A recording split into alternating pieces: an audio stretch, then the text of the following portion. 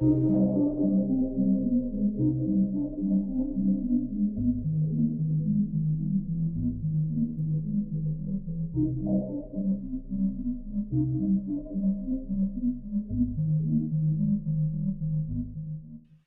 ghosties. You're listening to Not My Ghost. Not my problem. I'm Kelly. And I'm Jen. Whether you're a skeptic, a true believer, or somewhere in between, join us for a journey into the unknown. Because remember, when it comes to the paranormal, it may not be our problem. But it's certainly someone's problem.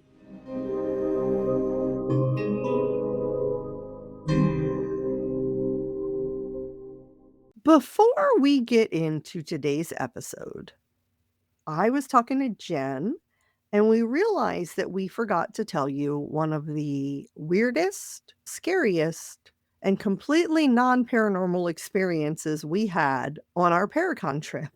I don't know how we forgot to tell you guys this because I think we blocked it out of our brain. I never even told Nick about it. Like, I thought it seemed like that would be the first thing we would tell him when we walked in the door, and we said nothing. Nothing. I haven't told a single soul about it. It was just something that me and you experienced together, and then it kind of blocked it out of my brain. Right. It was weird. It was really weird. On our way home, by the way, welcome to Scripted Unscripted Banter. Yes. This is it. You're going to get a story today. You're getting a story. We're not doing a question. You're just going to get a story. And it's completely unrelated to the episode. It's just a story. We were driving home and I needed coffee. And we saw Dunkin' Donuts. And they had a sign saying that I have a drink at Starbucks that's my favorite drink. And then Dunkin' Donuts said that they had that drink now. So we stopped and I thought, well, I'll just get one here. We go into the Dunkin' Donuts and we're ordering, and this guy comes in behind us and he's just sitting there waiting. Standing, not sitting. Standing, yeah. It appears as if he's waiting to order, but then he's also not walking up to the register to order because we had already ordered and we were on the other side waiting to pick up our drink. Yeah. We get our drinks and we walk past this guy, right? He was still there. And he kind of looked at us when we walked past him. Right. Looked at us funny. We get in the car and we're getting ourselves situated. What did he do? He came out of Dunkin' Donuts and his car was parked right next to us. Right next to us. He did not go up to the register. He did not order anything. It was a Monday, so it wasn't a busy time. It was a Monday morning, and there really wasn't I don't think there was anybody else in the Dunkin' Donuts besides the three. No, there wasn't. So he came out of Dunkin' Donuts and went and sat in his car. And he kept looking over at Kelly and I. And at this point, we're like, what is happening? Right. And we're just trying to get the GPS stuff situated, get our coffee. And now this guy's just looking at us. And we kind of start do we drive off? What if he follows us? This is really weird. Right. It was getting a little creepy. Yeah. And then he got out of his car and walked around to the side of Dunkin' Donuts and was just standing there, still looking back at us. There's two doors to this Dunkin' Donuts, the front door and a side door. And he goes over to the side door. And I don't know why we didn't just drive. I think at this point, we're like, is he waiting to rob this place? Is he waiting for us to leave so he can go in there and pull a gun? We don't know what the hell's going on. No. It's weird because we're just kind of almost paralyzed in this weird, what is happening? And what do we do? What do we do situation? Yeah. And we're just staring at him. Should have left at that point because he was far enough away from his car that we could have, gotten, even if he was trying to follow us, we could have gotten away without him following us. But I think, again, like Kelly said, at this point, we're like, is he going to rob this place? Do we need to call the cops? What is happening? Something really weird is happening here. Yeah. It's really weird. And then he came and got back in his car. And at this point, I'm like, he's in his car. He's going to follow us. We can't leave. And Kelly's just like, you got to leave. Because we're thinking, at first it was like, maybe he's just going to pull away. Maybe we wait for him to drive away and then we can leave. But now he's back in his car and we're like, is he going to follow us? We don't freaking know. So Kelly is just like, you need to leave. And if he does start following us, we just put in our GPS to the nearest police station and drive there. And I was like, okay. Right. Of course, I'm driving. which, I'm usually really good under stressful situations, but this one was freaking me out a little bit. It was really weird. So he's just dead staring at us. Yeah, like, not even trying to hide it. Like, Right. just straight up, like, looking out the side of his car window at us. We back up, and as we're backing up, he gets out of his car and walks back into the Dunkin' Donuts. We're like, "What is he's definitely robbing this store." For sure. But we didn't see anything like a gun No. or it was just a man acting weirdly, which Very weirdly. so we drive off and we went the wrong way and we had to do a U-turn and come back, and his car was still there, but he was back in his car, Yeah. sitting in his car. So he didn't go in there and rob the place or anything, but it's like, At least what not the yet. hell is this man doing? But thankfully, fingers crossed, he did not follow us. Now I know that this was kind of a quick story, but this took what, about Yeah. 15 minutes longer that we were kinda stuck in this, what do we do? Right. When he started walking back over to his car from that side door, I thought, "We might be in trouble here. Yeah, me too. Is he gonna try to get into the car? We waited too long. This is why we would die in a horror movie." It was just a bizarre situation that I still to this day can't explain. I don't know what he was doing, and it was weird. As we said in our Paracon episode, the living is far scarier than the dead, Far scarier. But we're alive. He didn't follow us and kill us, so that was good. thankfully. But he was doing something. Or maybe he did, and this is just a very, very paranormal haunted podcast. Yeah, maybe we are now ghosts and you just have 2 ghost toast. Ghost toast. Ghost hosts. The Yeah. ghostess hostess with the mostess. Well, if that's the case, I need to stop working because a ghost doesn't need money, so Same. yeah, why are we still working if we're Why did ghosts? we get new jobs after we were dead? I know, that's weird. Because that's how life feels. Like, it's just Yeah. never gonna end. It's never gonna end. Oh, yeah. No, I'm pretty sure we're still alive. We are. Yesterday, I got to spend time with my granddaughter, Yay. and she's beautiful, and she's funny, and she's active. My son and his fiancée went out to the movies. That's why we were watching her. And then they came over, and we had a nice dinner, and it was great to spend time with all of them. Cute. They were pretty sure we were alive. Yeah, I'm gonna go with we are alive. You ready to jump into today's topic? I am. Awesome. So this is a continuation of our Gettysburg episode. It's kind of Gettysburg part 2, but we're going to be talking about a specific place on this one. Yes. So today we're checking in to one of the most haunted locations in Gettysburg and possibly the country. The Farnsworth House Inn isn't just a charming bed and breakfast with Civil War roots. It's a place where the past doesn't seem to want to stay in the past. From phantom footsteps pacing in the halls to voices whispering when no one's around, the Farnsworth has a reputation that draws in ghost hunters, history buffs, and the occasional brave tourist hoping for a paranormal encounter. I am all three. Same. But this place isn't all flickering lights and creaky floors. It has real history soaked into every brick, including a connection to the death of Jennie Wade, the only civilian killed during the Battle of Gettysburg. So unpack your overnight bag and maybe leave the Ouija board at home. We're about to explore the haunted halls, tragic past, and eerie energy of the Farnsworth House Inn. Oh, I'm excited. But first, we have some facts. Okay. And I was trying to figure out, so we did interesting and scary facts about war on the last episode. But the Farnsworth House Inn is a bed and breakfast. So I decided to do some fun and scary facts about bed and breakfasts. Okay. B&Bs go way back. The concept of hosting travelers in private homes dates back to medieval times. Monasteries were some of the earliest bed and breakfasts, offering beds to pilgrims, which I thought was Ooh. interesting. Yeah. Yeah. And not all bed and breakfasts are quaint cottages. There are B&Bs in converted train cars, former jails, Victorian mansions, and even funeral homes. Funeral home sounds pretty cool. I was thinking former jail sounds pretty cool. Yeah. No two bed and breakfasts are alike. Unlike hotels, bed and breakfasts aren't cookie cutters.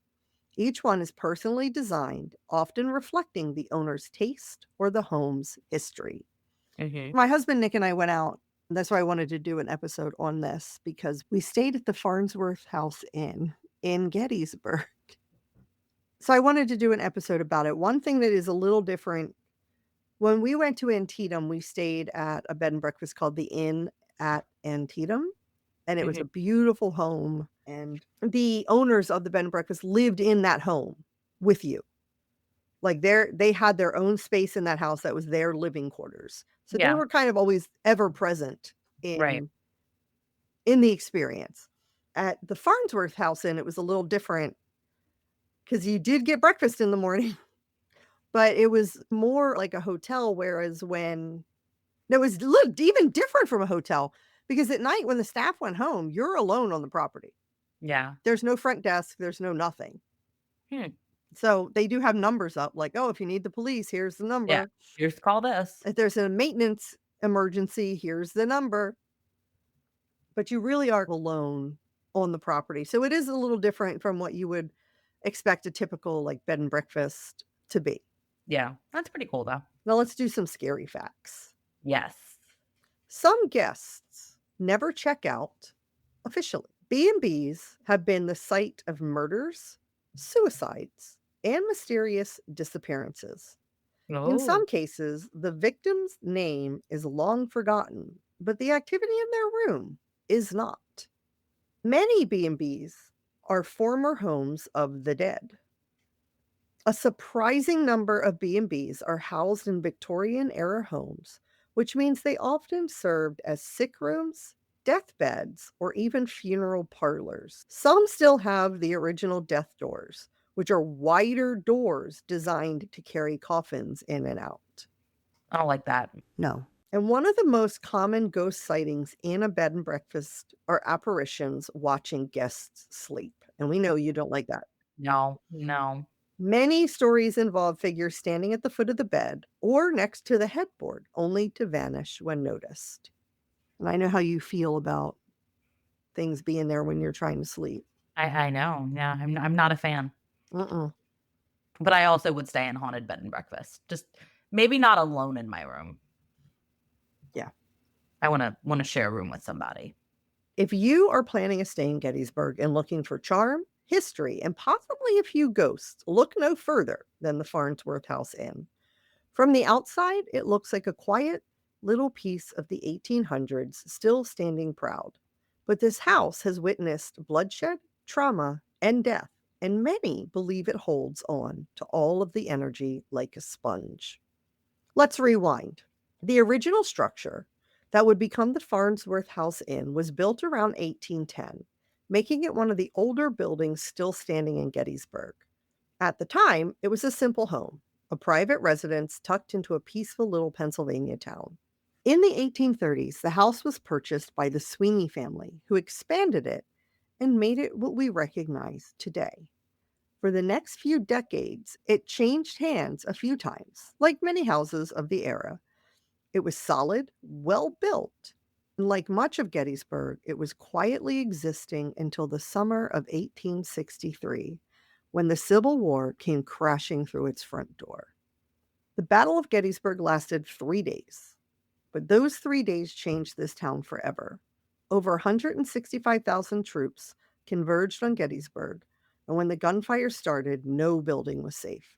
The Farnsworth House found itself in the middle of the chaos. During the battle, Confederate sharpshooters took up positions in the attic of the house. From that high vantage point, they could fire on Union soldiers across the battlefield. The Farnsworth brick walls still bear the scars of those 3 days. If you visit, you'll see over 100 bullet holes in the south-facing wall of the house, an unsettling reminder of just how intense the fighting was. And you can Yeah. on those buildings. There's an ice cream shop across the street that we were waiting in line to get ice cream, and you can see the bullet holes over in Yeah. that. Yeah. Before we move on, I do just wanna mention that I have also stayed at this bed and breakfast. I remember when Kelly was first telling me that she was going to Gettysburg and staying at a bed and breakfast, I had done it years ago with one of my exes, and I didn't remember the name, and I asked her what the name was, and she said the Farnsworth, and I said, "I'm pretty sure that's where I stayed." And then I looked it up, and it was because I very specifically remember staying in the Jennie Wade room. Right. I know for a fact that was where I stayed, so Kelly and I both stayed there. Yeah. So the B&B itself is broken up. You have the original house structure that has the rooms in the original house are where you see most of the activity. And then there's the courtyard that you kinda go to, and there's rooms that you can get into. It's like you're outside and you walk right into the room rather than being in a house in a hallway. And I've heard that there's activity in that area as well, particularly around the tavern, which was Sweeney's Tavern after the family that had bought it. But the whole place is fascinating. Yeah. The violence didn't stop with gunfire. After the shooting ended, Gettysburg became one giant field hospital. Churches, schools, barns, and private homes were turned into emergency clinics. The Farnsworth House was one of them. Imagine a house meant for a family suddenly filled with bloodied, groaning men, the smell of infection hanging in the air, limbs being amputated by candlelight, and many of the soldiers who were brought to the Farnsworth didn't survive. And according to legend, not all of them moved on. After the war, the house returned to civilian use, though it was never quite the same. Over the years, it passed through many owners, and in the 1970s, it was converted into a bed and breakfast. The new owners embraced the home's historic roots, decorating it with period furnishings, Civil War memorabilia, and eventually leaning into the ghost stories. So they really, like, if you're going to go and stay there, it's really cool, but do not expect modern furnishings and even lighting. The lighting is like the old, like the really Yeah. yellow, like kind of dimmer lighting. They definitely lean into I feel like you have to. Any place that's located in Gettysburg, Right.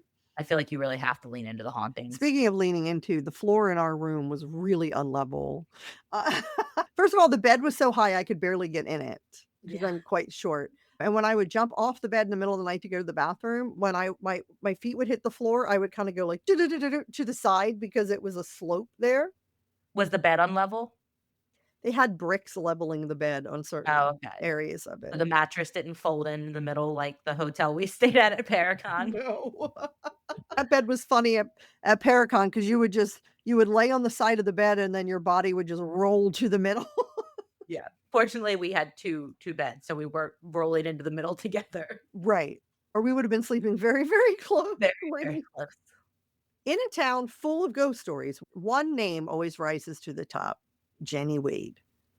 You see her face on postcards, her name on plaques, and her story told in hushed tones on every ghost tour that passes by. She is remembered as the only civilian killed during the Battle of Gettysburg.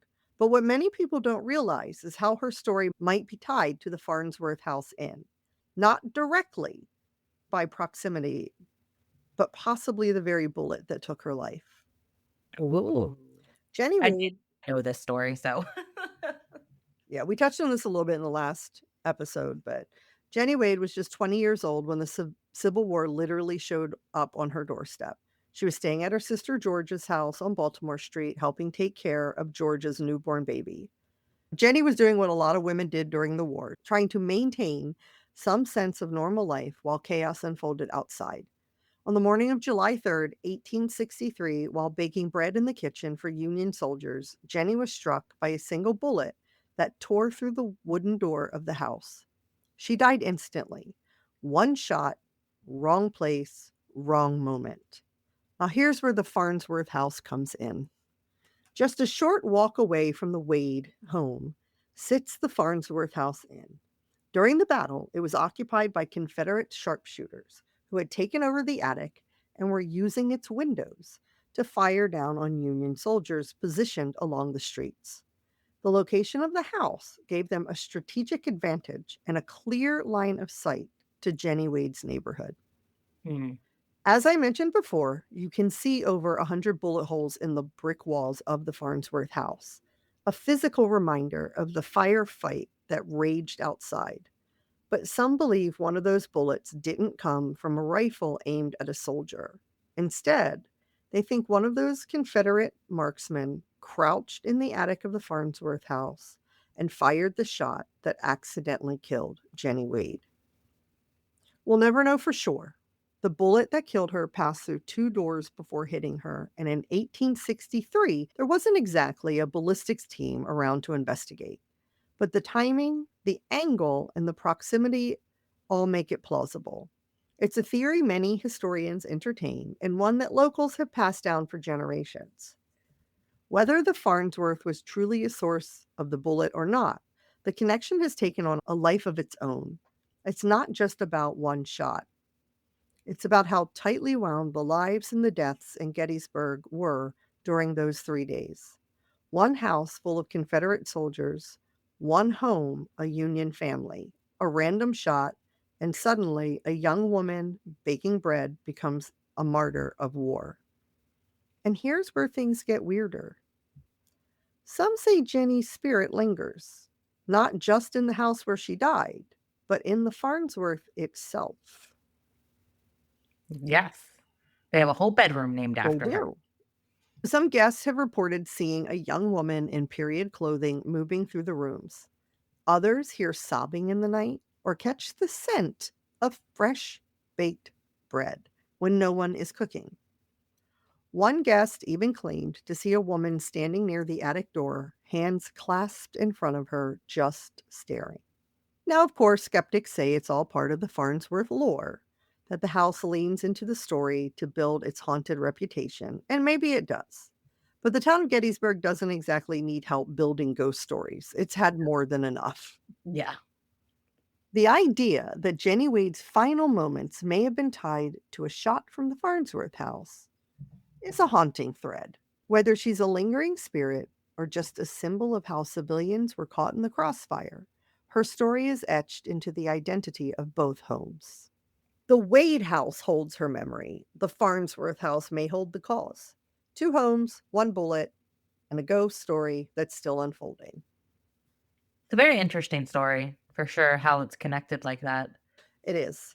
I'm going to go through some of the different rooms before I get into like a lot of our personal experiences when we stayed there. I'm going to get into some of the rooms there and some of the activity that takes place there. So in the Farnsworth house, not like in the actual house part of the B&B, is the Sarah Black room, and it is considered the most haunted room. Guests have reported seeing apparitions in the window from the streets below, and they also hear Jew's harp music. So the sound of a Jew's harp emanating from the attic is believed to be played by a young soldier's spirit. Now, a Jew's harp is also called a jaw harp or a mouth harp. It's a small, lyre-shaped musical instrument that produces the sound of plucking a flexible metal or bamboo tongue attached to a frame. Its frame is held against the teeth or the lips, and the tongue is plucked with a finger. The player's mouth acts as a resonating chamber, and changing the shape of your mouth or moving the tongue can create different tones and rhythms. So it's called a Jew's harp. It has nothing to do with Jewish people. Okay. It's just got different names. That's most commonly called the Jew's harp, but it can be called the jaw harp or the mouth harp. Okay. Never heard of it. Then, of course, you have your apparitions and shadowy figures, which are pretty common in haunted locations, and they're frequently seen in various parts of the inn, including the dining room and the guest rooms. Guests have also reported unexplained scents of cigars and sound of heavy breathing when no one is present. Some have experienced sensations of being touched, such as apron strings being tugged in the kitchen, attributed to the spirit of a former cook. So I found a Reddit story where somebody had stayed in, they stayed in 2 different rooms in the Farnsworth. Okay. And as I find frequently, the usernames were deleted. Yeah. So this story says, my in-laws surprised my wife and I with a night at the Farnsworth House Inn, which is apparently one of the most haunted hotels in America. We had 2 rooms to investigate that night, the Custer room, named after General Custer, and the Lincoln room. We started by investigating the Custer room with a voice recorder and a spirit box. We didn't get a ton of activity, but we had a lot of visual activity. My father-in-law and I kept seeing a dark humanoid mass walking around in the bathroom. My wife was attacked by a black mass that came out of the ceiling. Oh, That's weird. She was yeah. lying on the bed when it rushed her. She immediately ran off the bed saying she felt a rush of cold air and heard a weird screeching sound. We left that room for the rest of the night because that room felt as if it had an evil presence. Now, That's like I've talked to a lot of people. I've never heard anybody else say that they felt like it had an evil presence in that room. But yeah. sometimes I think if an entity scares people, they Immediately assume. immediately think it's evil instead of it's just trying to be acknowledged. Exactly. So it goes on and says we moved to the Lincoln room where we had a ton of activity. The Lincoln room is known for having a spirit cat, which will be important later. We had an EVP that sounds like a male gasping and then choking. We managed to talk to a spirit called Jeremy, who is a 6 to 7-year-old boy who was killed during the Civil War. That's not true. He was not killed during the Civil War. Yeah, I was about to say, But that's what this I'm just reading what they wrote. right. But Jennie Wade was the only civilian killed during Gettysburg. I guess it could, I mean, I don't know. so he's known for playing jokes such as untying shoes. My wife's shoes were double knotted and her right shoe was untied twice. I was sitting in an exact replica of the chair Lincoln died in when I heard a screeching sound go past my head. It was so close I almost thought it was in my head. My wife was going through a voice recording when the EMF reader laying on her chest shot from 0 to 20. Hmm, She said it felt like a heavy animal was sitting on her chest. This went on for a few minutes. That was the cat. I'm sorry. It was the yeah, kitty kitty. for sure. About 2 a.m., we decided to get some sleep as we had a drive home in the morning. This is when the activity got insane. My father in law said his thigh kept getting grabbed. My wife said something kept poking her forehead. I repeatedly felt something scratching the bottom of my foot. This went on for an hour before we decided to leave early. We turned the lights on, and every single picture on the wall was crooked. This was by far the Weird. most activity we ever experienced at night. Yeah, that's weird. Now, I don't know how they all fit in the Lincoln room because they said they had 2 rooms, like the Yeah, in-laws and them. There's only 1 bed in these rooms. right. So they must have been really freaked out by the other room. Yeah, must have been. That child spirit, that is the experience I think I had when I was there. Nothing huge, but I, at the time, was wearing 2 necklaces, and I was taking them off every, night to go to bed, and I would just lay them on, we stayed 2 nights, and I just laid them on the dresser or whatever table in there, and both mornings, I woke up the next morning and the necklaces were latched, and I never latch them when I take them off. I would just take them off and I would lay them on the thing, but they were both latched the next morning, 2 mornings in a row. Yeah. So I attributed it to the little boy spirit just playing tricks. So Jeremy wasn't during the Battle of Gettysburg, at least. It might have been Civil War time, but Jeremy was outside playing with some older kids. And they used to play a game called horse tag where they would walk up and like touch a horse and have to run away. And Jeremy was young and he was playing with older kids and he didn't quite understand safety. So he Mhm. went up behind a horse and touched the horse on the back and the horse kicked him and he was killed. Well, he was very injured, and then they took him into the house, and in the area of the house where the bathroom in the Sarah Black room was a nursery, I think, at the time, and Okay. that's where he ended up passing away, was in the bathroom of what is now the Sarah Black room. Okay. This is a story from Reddit about the Sweeney room in the Farnsworth Inn, and it was user Laura Bean 326. Laura Bean says, when we checked in, we were told about some of the ghosts that haunt the place. Oddly enough, they were all pre Civil War ghosts that are friendly. though I later heard stories of a bad ghost that is there, and he was a Civil War soldier. There is a midwife named Mary who likes to tuck people in at night, and a little boy named Jeremy who is mischievous. We got the keys and went to the room. This was afternoon time. I sat on the bed and instantly felt scared and uncomfortable. My husband said he had to run to the car to get our bags, and I was so scared to be alone, even for a few minutes. I brushed it off and we went about having our 3-day weekend in Gettysburg. To give you an idea of the setting and mindset, it was February, so all the battlefields were covered in snow, and it was bitterly cold all weekend. It had also become dark very early, as it does in the winter. Mhm. However, our room was sweltering. It was small, and the radiator worked entirely too well. So we pushed the quilt down to our feet and only used the sheet as a blanket. At this point in my life, pre children, I could sleep through anything. Nothing woke me up. First night, I wake up at 3 a.m. It was so dark in the room, I could not tell if my eyes were open or closed, but it was so hot. I reached my arm to my chest and could feel that the comforter that we had pushed down to our feet was tightly and neatly pulled up to our chins. I Mm, elbowed my husband to tell him, and he just grunted and went back to sleep, as men do. as men do, It yeah. was oddly scary for being a small event. I forced myself back to sleep. The exact same thing happened the next night. Woke up at 3 a.m., fully tucked in. Third night, I stuffed the comforter between the footboard and the mattress, and it did not happen. I also don't know how I knew it was 3 a.m. when I opened my eyes. I was always quite sure of that being the time, but I don't think I ever looked at a clock or anything. That's Okay. definitely interesting to get a sense of what time it is. Yeah, but I also think in that instance, 3 AM is known to be, like, the witching hour and when paranormal things happen. So if you wake up in the middle of the night and weird things are happening, maybe you just are confirmation biased and think it's I thought 3 it AM. was 3:33 because it was, like, mocking the Trinity. It is, but it's that whole hour from Oh, 3 to okay. yeah, from Well, I that guess the witching hour, that does make sense, yeah, yeah. supposedly when you have the most paranormal Mm. activity. Okay. Well, he goes on to say the second day, we were walking the snowy battlefields all day.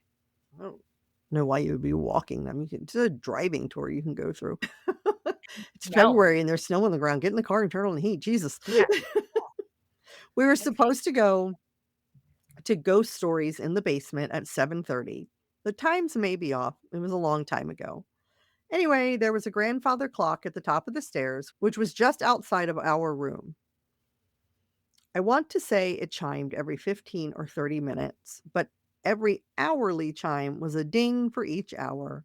And when it finished, we could hear the sound of footsteps that were trudging up the stairs. We really didn't think much of it other than it being odd and creepy. We decided to take a nap before heading to the basement for ghost stories. We laid on the bed and closed our eyes. Room was pitch black because February. yeah, The 7 p.m. chime went off, 7 dings. Footsteps in the stairs, only this time, they didn't stop at the top of the stairs. They kept going, seemingly into our room. The floor creaked, creaked, and creaked like something was slowly walking to the foot of our bed. My husband turned on the light and they stopped. Turned out the light and the footsteps would start again. Creak, creak, creak up to the foot of our bed. Turn on the light, footsteps stop. We were getting more freaked out. This happened 4 or 5 times before we decided to just ignore it. That's a just ignore yeah. it. Just I'm done. That's what we do, just ignore it. We were exhausted and had already decided to skip the ghost stories and ignore the footsteps. We just wanted a nap. So they started up again, walked to the foot of bed. We ignored it until something slammed into our bed. We were silent. Husband and I did not say a word. Finally, I said, after what seemed like an eternity, "Was that you?" He said, "No, turn on the light." I said I couldn't, I was too scared.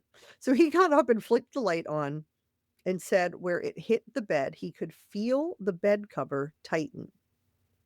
Totally scary. The last day we went to York for the day and visited a friend. When we got back to our room, upon opening the door, a mass of wind flew out of the room over our heads. I could feel my hair move as it flew above us. I thought it could have something to do with the door being closed all day and the heater being on full blast.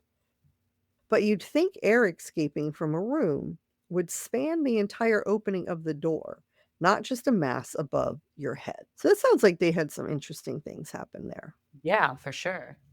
This next story is someone who stayed in the Sarah Black Room, which my husband and I do have a night at the Sarah Black Room booked for January 2nd. I'm jealous. We're only staying one night because, I have a stupid job now, and Stupid job. I kind of need Sunday to get ready for the week, Yeah. so I don't wanna come home on Sunday afternoon and then kinda be rushing to get everything done. I wanna at least feel like I relaxed some. Yeah, that makes sense. Yeah. So this user is a user Mary Phillips. And she says, "Hey everyone, I'm not usually one to post stuff like this, but I stayed at the Farnsworth House Inn in Gettysburg a few weeks ago, and something happened in the Sarah Black room that I can't shake. I've tried to rationalize it, but the more I think about it, the weirder it gets. So here it goes. My partner and I are into historical places and decided to stay at the Farnsworth House during a weekend trip. We heard it was haunted, but we really weren't expecting anything serious. Just cool vibes and a good ghost tour. When we checked in, they told us we would be staying in the Sarah Black room. It looked pretty, kind of old-timey, with floral wallpaper and antique furniture, and this soft light that gave off a really cozy feel at first. I don't know how they didn't know what room they were staying in, because when you book it, you actually book Yeah, the room itself. pick which room you Yeah. want. But anyway, not my story, it's theirs. Maybe they called to book Maybe. and they just were like, "I don't care, whatever." What's interesting is when we were staying there, because where you check in, it's like they have this bookshop, this like guest area thing there. And this guy came in and he said something to the woman at the desk. He like whispered something to her. And she said, "I can't change your room. We are fully booked." And he whispered something else. And she said, "Yes, this place is notoriously haunted."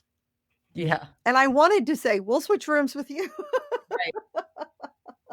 But I did think it was funny that this guy was, like, whispering, like, "I think I might be crazy," because he seemed to have no idea of the history of this. That's what, like, is crazy to me is that people can stay there and not realize what they're getting themselves into. I think if I stayed anywhere in Gettysburg, I would assume. Absolutely. Okay, back to the story. Things started feeling off pretty quickly. When we were unpacking, I caught a really strong whiff of roses. It wasn't subtle. It was like someone had just passed by holding a fresh bouquet. I asked my partner if they sprayed something, and they hadn't. We looked for a diffuser or perfume bottle. Nothing. The scent just lingered for a minute and then faded as if it had never been there. Interesting. It was weird, but we brushed it off. It's an old house, right? Right. Later that night, while brushing my teeth, the bathroom faucet suddenly turned on full blast. I was alone in there. No one touched it. The handle didn't feel loose, and the water pressure was high. I turned it off and checked again. Still no explanation. This was the first time I genuinely felt unsettled. We went to bed a little on edge, but figured maybe it was just a plumbing issue. Around 1 or 2 a.m., I woke up to this weird creaking sound. It took me a second to realize it was footsteps above us, like slow pacing back and forth. But this is the top floor. There's nothing above us but the attic space, and that's not open to guests. The footsteps went on for what felt like an hour, steady and heavy, the boots on the wood. And that attic space is locked. Okay. You cannot just get up there. They do a tour up there, like you can go up for a part of a ghost tour up there, but it's not at 1 in the morning or 2 Right. a.m., but they do keep it locked at all times, unless somebody, the tour is going on in there. Then around 3:15 a.m., I woke up again, this time because the rose scent was back, but stronger, like suffocatingly strong. It felt like someone was standing right next to the bed. I didn't see anything when I sat up, but I swear there was this pressure in the room, like static in the air. The temperature seemed to drop too, and it had been warm in the room earlier, but now it felt ice cold, and our thermostat hadn't moved.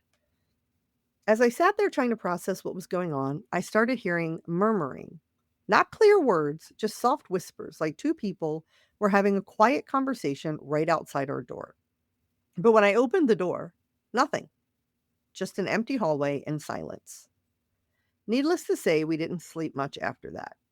The next morning at breakfast, I mentioned the footsteps to the innkeeper, and she kind of smiled and said, "Oh, were you in Sarah's room? She's active sometimes." Then she told us guests have reported the rose smell before, and that Sarah might have been a midwife or a nurse who used to live or possibly die there during the Civil War. I don't know if it was a ghost or some kind of high strangeness, but that room felt occupied, if that makes sense. Whatever was there wasn't threatening, but definitely wasn't an old house settling. Anyway, that's my story. If anyone has something similar happen in that room, I would love to hear it. That's interesting. It's very interesting. So when Nick and I stayed there, we were checking out on Sunday. Most people were checking out on Sunday, but there were these two guys that had the Sarah Black room, and they were leaving Monday morning. And Okay. remember, I told you in the beginning of this episode that at night there's no staff. Right. It's just you in this house. Well, they were the only guests in the entire inn that night. Yeah. Nobody outside, like in the rooms down in the courtyard. It was just them in the Sarah Black room. And we looked it up to see if they left a review, and they did. And they left their bedroom door open all night since they were the only ones in the house. Right. And they had talked about hearing footsteps walking in the hallway. It was something in their room. I think they saw shadowy something in their room and then footsteps like in the hallway. That would be so cool to have the whole place to yourself. Are the other rooms unlocked if no one's staying in them? I don't believe so. Okay. I don't believe so. What's really cool is when you stay there, when they're cleaning the rooms, they open all the doors. When you're walking in and out, you kind of peek in. Yeah. On the social media post for this episode, I took some pictures in some of the rooms. The bed, the Sarah Black room particularly, the bed's not made because the housekeeping hadn't really gotten in there yet, but the door was open. That's cool. Yeah, this is a really cool place to stay. Yeah, I wanna go back for sure. The next story is someone had stayed in Jeremy's room. Now, when Nick and I stayed, we were in the Schultz room, which is right next to the Jeremy room.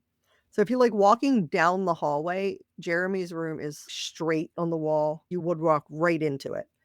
And to get to the room that Nick and I were in, right before you would walk into Jeremy's room, if you took a right, that was our room. Like the doors were practically touching in the hallway. Yeah. And I have some interesting things from the Jeremy room to talk about too. But I'll read this story first. Okay. So it says, posting this here because I genuinely don't know what to make of what happened.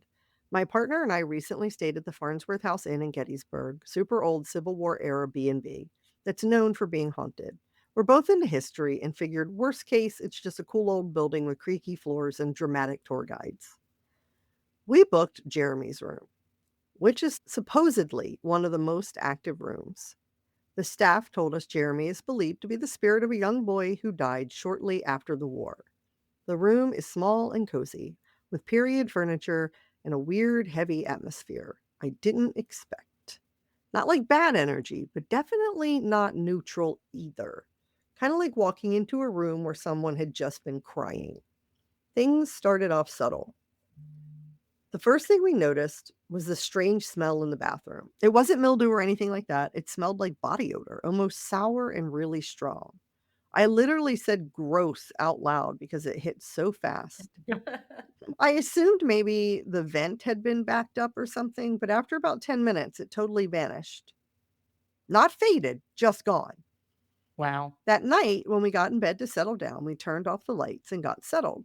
A few minutes later, she felt something brush on her foot under the blanket. We both froze. We turned on the lights and nothing was there. She's a no-nonsense person and doesn't scare easily. And I've never seen her look like that, but we didn't even try to explain it. We were just like, okay. We decided to do a little low-tech ghost hunting. No equipment, just some quiet time, asking questions with some apps on our phone. We kept it respectful, saying things like, Jeremy, are you here with us? And it's okay, you're safe. About a minute later, our phone EMF app, take that with a grain of salt, I know, spiked to red briefly and dropped back down. Immediately after that, we both felt this cold breeze sweep across the bed. But the room was sealed. No windows open and the AC wasn't on. The freakiest moment came around 2:45 a.m. I woke up to the sound of soft giggling from the corner near the dresser. Not loud, just clear enough to freeze my blood. I turned on the lamp and there was nothing there, of course, but the air felt changed, like the moment right before a thunderstorm. I sat up for the rest of the night. My partner stayed asleep somehow, but she said the next morning that she dreamt about a little boy who wanted help finding his mom. The Aw. next morning, I casually asked the front desk if anyone had ever mentioned giggling in Jeremy's room. She smiled and said, oh, he's playful. He likes to move things around. And that was her whole answer. I don't know what we experienced exactly, but I've stayed in dozens of old inns and hotels, and this one felt different. Not evil, just unsettled. Like something there was trying to be noticed. Anyway, if you're thinking of staying in Jeremy's room, maybe bring some toys or something. It felt like whatever was in there just wanted a little attention. Aw. Now, when you do go in there now, there are toys everywhere. Like Oh, people good. bring stuff in all the time. So I'm going to get into just a couple things that happened when Nick and I stayed there. So, like I said, we were in the Schultz room, which is reportedly the least haunted room in the entire inn. The first night when we were there, it was starting to get dark outside, but we were laying in bed just like kind of on our phones talking, and I heard what sounded like in our room when you walked in the door there was like this narrow hallway. It was like real narrow, and then it opens up into the room. And these rooms are not big either. No. And in that hallway I heard what sounded like a heavy breath. It Okay. sounded like somebody was standing there and like sighed almost. Yeah. I was like, that's interesting. Nick says he didn't hear it, but he was locked in on his phone. Nick can be Yeah. locked in on his phone and I can be going, "Hey, Nick, Nick, Nick," and he won't hear me. Yeah. That night, we were sleeping and I was kind of facing towards Nick, like towards the middle of the bed. And I woke up to roll over. And as I was rolling over, my hand kind of went like in front of me and it hit something solid. It would, it hit something solid that stopped my hand. Yeah, that is so weird. This was in the middle of like, on the bed. It's not like I wasn't hitting, like, the side of the bed, or it was, like, in the air in the middle of the bed, and I jumped, and I grabbed my phone, and I was, like, using the light on my phone to see what it was. Nothing.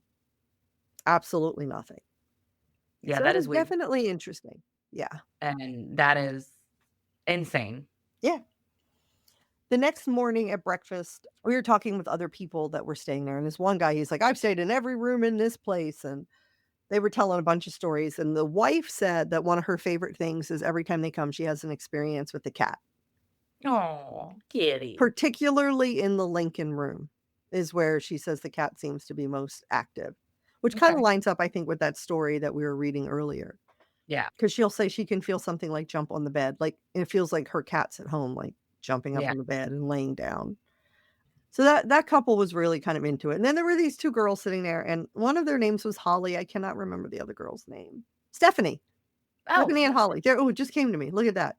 Woo. Good job. Hi, Stephanie and Holly. I hope you're listening. Yeah. So they are paranormal investigators and they had a bunch of equipment and they were staying in Jeremy's room, which is right next to our room. So they were telling us some activity that they had gotten in their room. And I had said something like, yeah, we're in the Schultz room right next to you, but it's like the least haunted room. And one of them said, you should come over into Jeremy's room tonight with us. We're going to do an investigation. You guys are welcome to come in and sit with us, which Fun. was incredibly kind of them. Yeah. So very incredibly kind of them. And we were like, "Yeah, can I get your number? We'll text you." Yeah. So Nick and I went out for the day, got something to eat, and that's the tavern next that's attached to the Farnsworth Sweeney's Tavern. We had gone in there and we decided to get something to eat.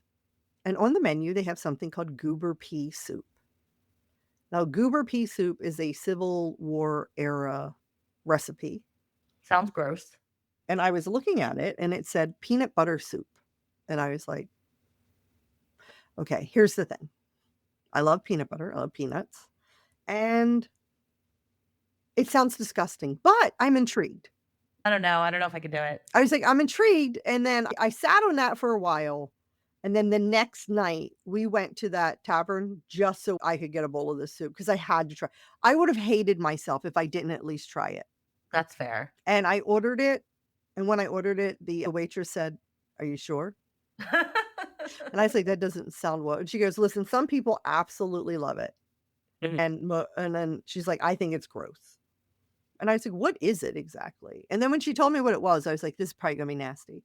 It's literally peanut butter mixed with chicken broth, basically. Oh, So she brought it out and I tasted it and she was right. It was pretty gross. that sounds disgusting. Yeah, it was pretty gross. So Nick and I went in, we contacted those investigators that night and we went over into the Jeremy room. And they had the cat balls set up. They had REM pods. We had digital recorders. Had my digital recorders. They had their digital recorders. All the batteries and everything were fresh. And they had the laser grid like flashlight. Yeah. So when you go walk into the room, they had the REM pods in the bathroom, cat balls right outside the bathroom door, like in the main part of the room. And then on the opposite wall from the bathroom is where they had the laser grid. It was like behind the bed. Okay. It was up there. And as we were talking, the cat balls would start to go off. And it Yeah. was interesting because we were walking around the room and the vibration of our footsteps were not setting these things off. Okay. They were not going off at all as we're walking around. We sit down and everybody's settled, nobody's moving, and we start to ask questions and then they start to light up. Okay. Then they stopped and we felt like the energy in the room changed a little bit. It didn't feel like because at first we were pretty sure we were dealing with Jeremy. Right. And then the energy kind of felt a little heavier, sadder. And we asked if we were talking to the Civil War soldier in the attic, the Confederate soldier, Mhm. and the cat ball started lighting up. Oh, So we okay. thought that was interesting. The one thing I was a little disappointed in is the REM pods in the bathroom never went off. Okay. They were getting a lot of activity with that before, but we did do the Estes method with them. They had never done the Estes method before. So the one girl goes under and she's sitting like in the bathroom and we're all asking questions. And when we asked about the Confederate soldier, we were getting like positive like responses. Yeah. And then it switched back and we seemed like we were dealing with Jeremy again. And he kept Interesting. saying that he was looking for his dad. Oh, It was kind of sad. We definitely got some interesting responses on that. The cat balls were absolutely amazing to me how responsive they were to questions. yeah. Because sometimes we watch paranormal shows and we're like, look at they're getting answers to this. And I've never seen that in person. Well, we use stuff, it's never like this is definitely something that's answering our questions. That's interesting. But Yeah. in the Jeremy room, it definitely felt like it was something that was answering our questions. Well, except at, Paracon with Paracon, yeah, we did have that light. yeah, King was definitely talking to us, and he definitely said we weren't pretty. Yeah, fuck you, King. "Fuck you, King." It was very interesting. So at one point, Nick needed to use the restroom, so he went back to our room and I went over to see because group hunting isn't necessarily Nick's thing. Yeah. So I went over into the room and I said, "Hey, are you okay?" And he was like, "Yeah." He goes, "I think I might just stay back here and just play a game on my phone or something for a bit." I was like, "All right, I'm gonna go back over there, but I'm only gonna stay over for about another hour." And he was like, "Sounds good." So I go out of the bedroom and like I said, like when I walk out of that bedroom, Jeremy's door is on the right-hand side and there's a hallway that goes when you come up the stairs, and then there's the hallway that leads to Jeremy's door. Right before you get to Jeremy's door, it turns left, and there's a tiny hallway, and then it turns right, and then there's a longer hallway, and that hallway leads up to there's stairs. There's a couple of rooms there, and then there's stairs that go up and then stairs that go down. The Okay. stairs that go up to the attic, and the stairs that go down go to the, like, dining area where you have breakfast. I had walked down over by the steps because I thought I heard something, but it was like, I don't know, creaky old house, whatever. As I was walking back towards Jeremy's door, I look over in that little hallway that goes to the side, and then it goes to the right, and then there's the longer hallway that goes to the steps, and I see what looks like the shoulder of a person in blue, looked like Union blue, walk down that hallway. I see that the shoulder, the arm, the neck, it looks like a Union blue, like, kinda jacket or coat. So I go down that hallway immediately, follow it, and there's nothing. I go over, I look Yeah. up the stairs towards the attic, there's no one. Look down, it's just pitch dark in the dining area. There's no way this I was so close to seeing it, there's no way it really could have gotten anywhere without me seeing where it went.